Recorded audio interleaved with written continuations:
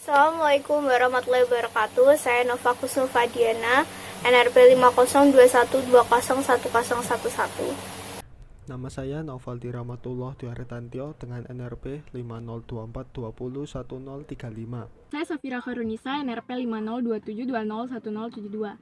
Kenalkan, nama saya Aldaris Maharjian, NRP 5027201004. Saya Auril Febriana, NRP 50062011089. Saya Andrea Afisa Nurhidayatul Mustafa, NRP 50062011035. Nama saya Wina Intan Aulia dengan NRP 50052011028. Saya Syakira Syafar Rahmadani dengan nomor NRP 500521082. Pada video kali ini, kita bakal ngebahas tentang ringkasan film BPUPKI yang telah kita tonton, analisis sosial terkait sejarah perumusan Pancasila, dan menyampaikan hasil survei terkait sejarah Pancasila yang telah kita lakuin. Kunaiki Kaiso, seorang Perdana Menteri Jepang, memberikan janji kemerdekaan kepada bangsa Indonesia pada tanggal 7 September 1944. Nah, dari janji kemerdekaan ini nih, barulah dibentuk suatu badan bernama BPUPKI pada tanggal 1 Maret 1945 yang diketuai oleh Dr. Rajiman Weddio Diningrat. BPUPKI ini mengadakan sidangnya pertama kali pada tanggal 29 Mei sampai 1 Juni 1945 untuk membahas filsafat dasar negara dan persiapan kemerdekaan lainnya. BPUPKI sendiri ini terdiri dari 74 orang, 67 orang dari pihak Indonesia dan 7 orang dari pihak Jepang. Pada tanggal 29 Mei 1945, Muhammad Yamin menyampaikan usulan-usulan dasar negara yang berisi kebangsaan, perikemanusiaan, periketuhanan, perikerakyatan, dan kesejahteraan rakyat. Di hari selanjutnya, pada tanggal 31 Mei 1945, Profesor Supomo juga mengutarakan pendapatnya mengenai dasar negara yang berisi persatuan, kekeluargaan, keseimbangan lahir dan batin, kemusyawarah, dan keadilan rakyat. Dan yang terakhir, pada tanggal 1 Juni 1945, Insinyur Soekarno mengemukakan dasar negara Indonesia, yaitu 1. Kebangsaan Indonesia, 2. Internasionalisme atau perikemanusiaan, 3. Mufakat atau demokrasi, 4. Kesejahteraan sosial, dan 5. Ketuhanan yang berkebudayaan. Insinyur Soekarno memberi nama Pancasila untuk kelima dasar negara. Dan apabila diperas menjadi 3 dasar negara Indonesia merdeka menjadi 1. Sosio-demokrati, 2. Sosio-nasionalisme, dan ketiga adalah ketuhanan. Dan apabila diperas lagi menjadi 1 dasar negara Indonesia merdeka menjadi gotong royong. Setelah mengeluarkan gagasan-gagasan dasar negara, dibentuklah panitia kecil yang terdiri dari 8 orang, diketuai oleh Insinyur Soekarno. Panitia ini bertugas untuk menampung saran-saran para anggota. Panitia kecil mengadakan pertemuan dengan 38 anggota BPUPKI. Pada pertemuan ini dibentuk panitia 9 yang bertujuan untuk merumuskan dasar negara.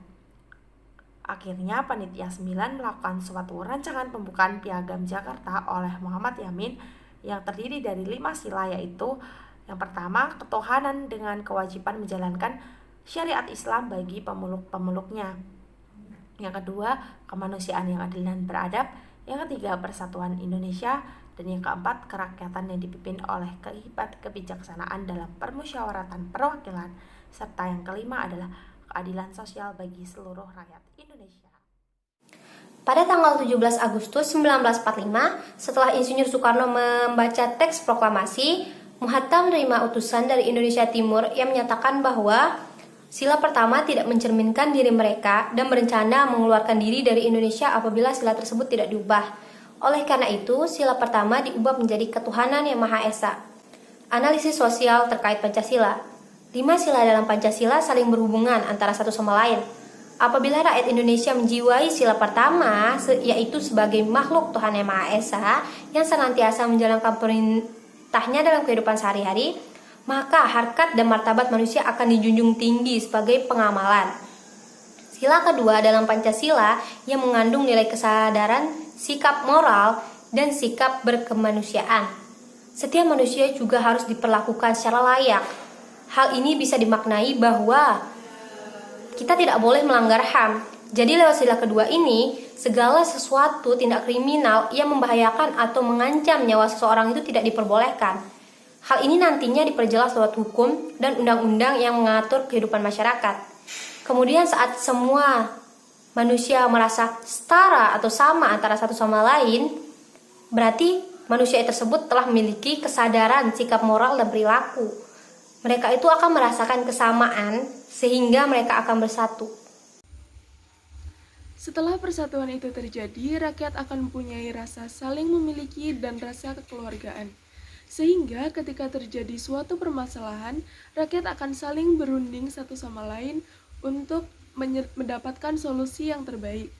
Selain itu, demokrasi juga berlaku di Indonesia. Demokrasi sangat penting bagi masyarakat Indonesia, karena dengan adanya demokrasi yang benar, maka tindakan pemerintah yang semena-mena dapat dihindari. Hal ini karena rakyat merupakan pemegang kekuasaan tertinggi dalam demokrasi, sehingga pemerintah harus melayani rakyat. Inilah makna pengamalan sila keempat Pancasila dalam kehidupan, yaitu kerakyatan yang dipimpin oleh hikmat kebijaksanaan dalam permusyawaratan perwakilan. Setelah itu, permasalahan yang ada akan dapat diselesaikan dengan solusi yang terbaik tanpa merugikan siapapun dan juga tanpa kekerasan. Setiap masyarakat Indonesia juga hendaknya mendapatkan perlakuan yang sama di mata hukum. Jika itu tidak dilaksanakan, akan muncul protes yang dapat memicu perpecahan.